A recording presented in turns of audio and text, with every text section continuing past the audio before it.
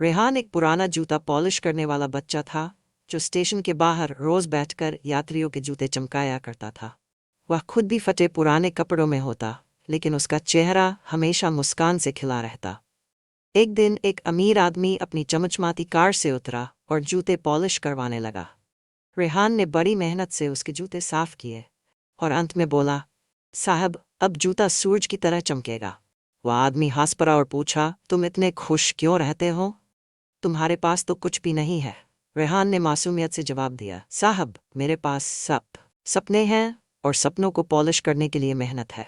वो आदमी कुछ पल चुप रहा, फिर बोला, अगर तुम पढ़ना चाहो तो मैं तुम्हें स्कूल भेज सकता हूँ। रेहान की आंखों में हैरानी, खुशी और अविश्वास एक साथ चमक उठे। क्या वाकई?